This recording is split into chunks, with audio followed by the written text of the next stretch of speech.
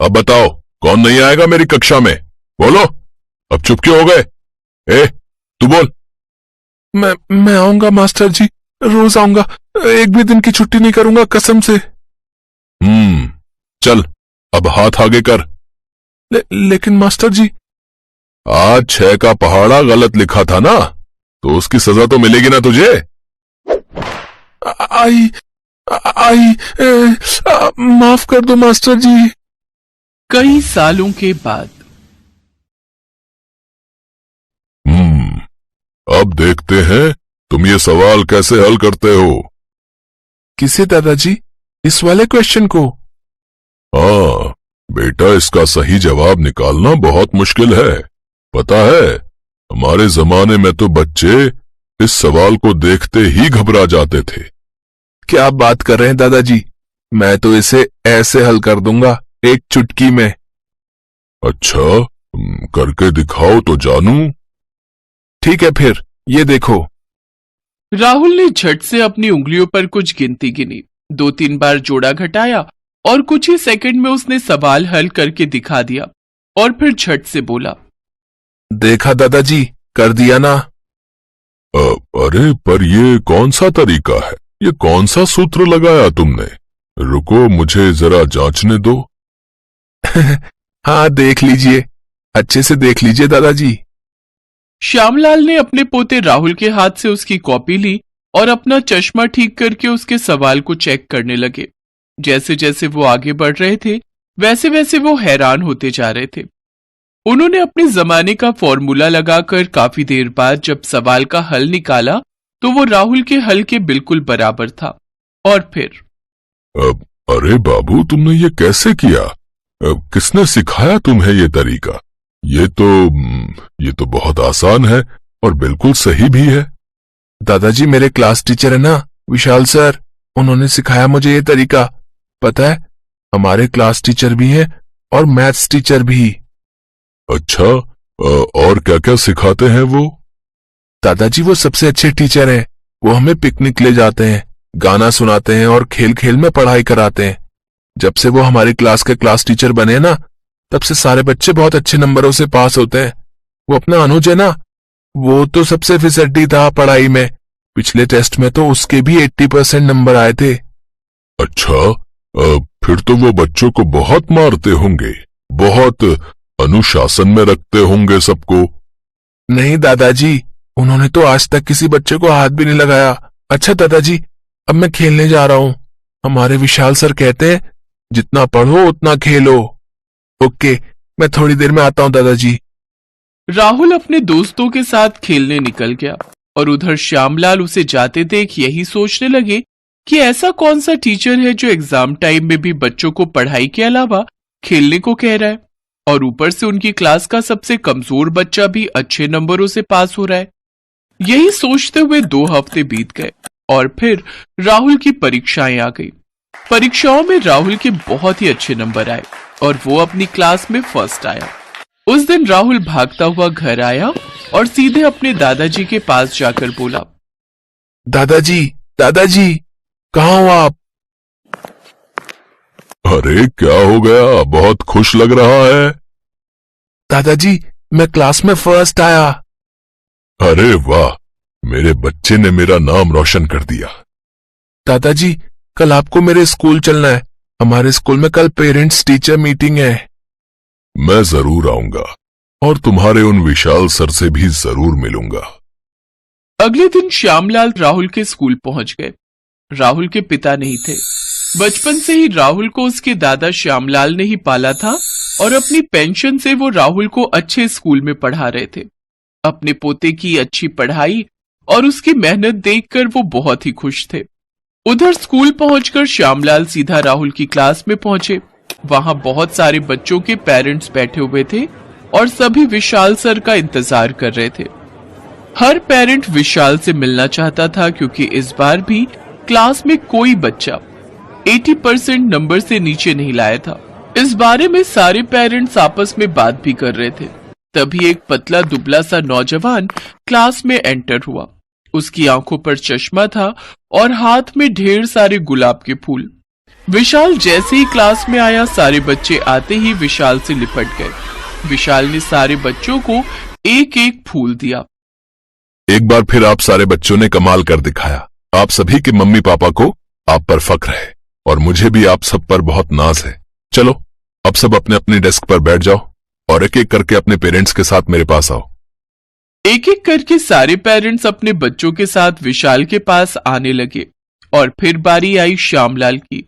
जैसे ही श्यामलाल विशाल के सामने आए, विशाल ने उन्हें घूर कर देखा और फौरन उनके पैरों में गिर पड़ा। मास्टर जी, मैं विशाल, आपकी क्लास का सबसे नालायक बच्चा। अरे अरे क्या कर रहे हो बेटा, खड़े हो जाओ। मास्टर जी, लगता है आपने मुझे पहचाना नहीं। मैं वही विशाल शर्मा हूं जिसे आप रोज धूप में हाथ ऊपर करके खड़ा कर दिया करते थे।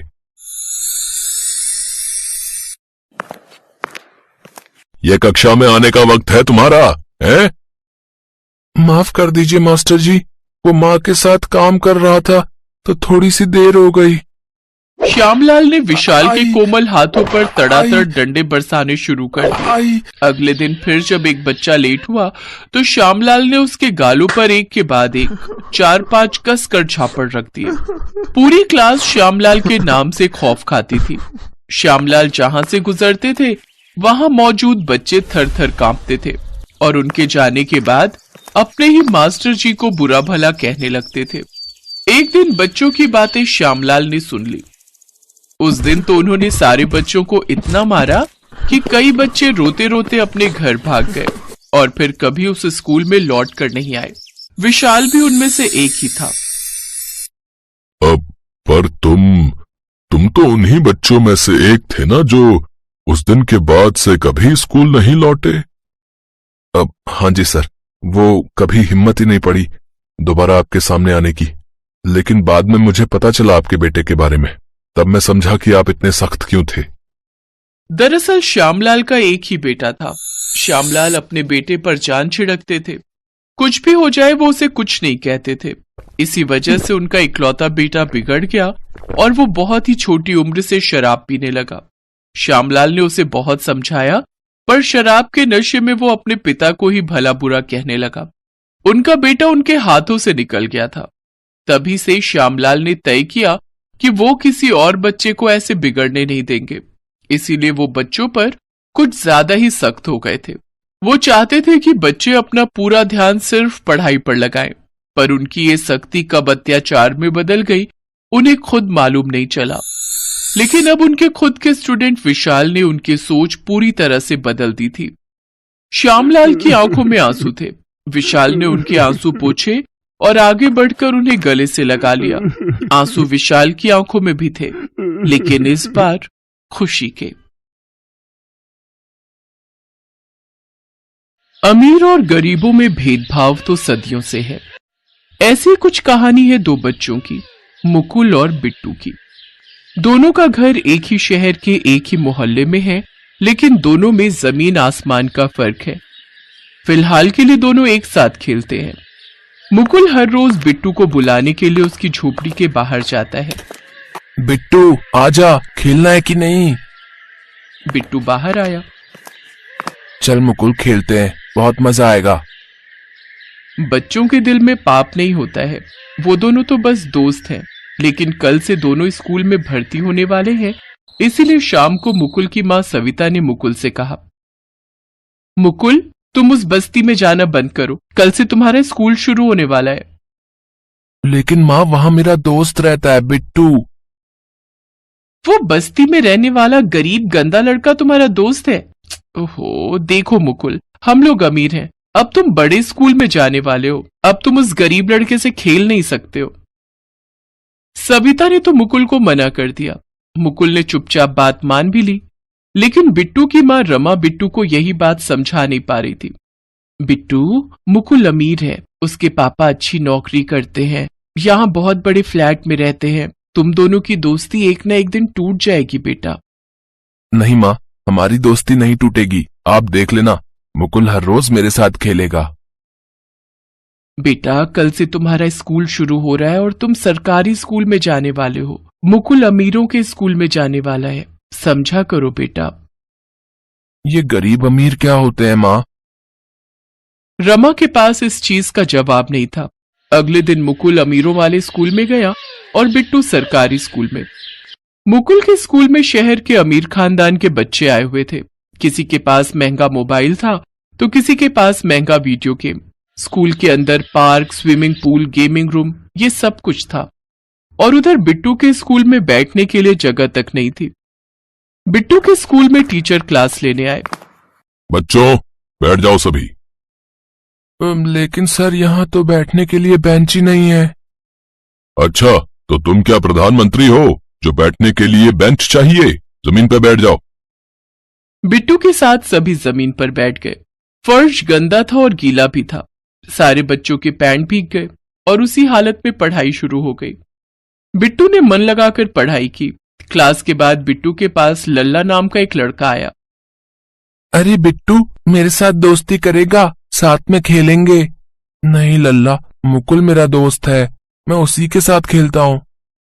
अच्छा, वो अमीर लड़का देखना, वो तुझे धोखा देगा। धोखा, हाँ। बिट्टू को फिर भी यकीन नहीं हुआ। बच्चे का मन है ना, इतनी आसानी से बुराइयां दिल के अंदर नहीं जा पाती हैं। उधर मुकुल ने रोहन नाम के एक लड़के के साथ दोस्ती कर ली। रोहन के पास महंगा वीडियो गेम था। तो फिर आज शाम को दोनों एक साथ वीडियो गेम खेलेंगे। हाँ, मेरे घर पे आ जाना। स्कूल से लौटने के बाद अपने कमरे में बैठकर मुकुल और रोहन गेम खेलने लगे और बिट्टू घर के बाहर मुकुल को बुलाने के लिए आया। मुकुल, खेलना नहीं है क्या? आजा। मुकुल बाहर निकला और बोला, नहीं, मैं आज से तेरे साथ नहीं खेलूंगा। लेकिन क्यों नहीं? तू गरीब है, हम दोनों के स्कूल भी अलग अलग हैं, हम दोनों दोस्त नहीं हो सकते। तू चला जा यहाँ से। अब बिट्टू का दिल टूट गया। वो घर गया और अपनी माँ को पकड़कर जोर जोर से रोता रहा। माँ, मुकुल ने मुझे गरीब कहा। गरीब क्या होता है माँ? अमीर क्या होता है माँ? बताओ ना माँ, बताओ ना। बिट्टू फूट फूट कर रो रहा था। साथ में उसकी माँ भी रो रही थी। आज बिट्टू समझ गया था कि गरीब और अमीर में फर्क क्या होता है। उसे अब बस स्कूल जाकर मन लगाकर पढ़ाई करनी थी। सरकारी स्कूल में ज्यादा टीचर नहीं थे। जितने भी थे वो कभी टाइम पर आते नहीं थे, और जो आते थे वो सही से पढ़ाते नहीं थे या फिर क्लास के अंदर बैठकर अपनी नींद पूरी करते थे। उधर मुकुल के स्कूल में सब कुछ टाइम पर होता था। सभी टीचर आते भी थे और पढ़ाते भी थे। साथ साथ अच्छे अच्छे खाने को और खेलने को भी मिलता था। इन सब के बीच में मुकुल बिट्टू को भूल चुका था और बिट्टू पढ़ाई कर रहा था। उसे गरीबी से मुक्ति चाहिए थी। इतने में एक दिन टीचर ने कहा, बच्चों, हर साल शहर में स्कूलों के बीच में एक कंपटीशन होता है। उनमें आप में से कोई भी हमारे स्कूल की तरफ से एग्जाम और क्विज में बैठ सकते हैं, लेकिन कोई फायदा नहीं है। आज तक हमारा स्कूल कभी जीता नहीं। लेकिन इस बार हम जीतेंगे सर। जीतेंगे? लेकिन कैसे? तुम्हें पता भी है कि मॉडल स्कूल के लड़के कितने स्मार्ट हैं, वहाँ कितनी अच्छी पढ़ाई होती है।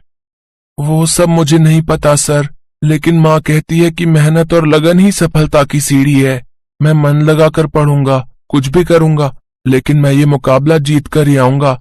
मैं दिखा दूंगा कि हमारा स्कूल भी जीत सकता है। शाबाश, ये हुई ना बात। ठीक है, मैं खुद अलग से तुमको पढ़ाऊंगा।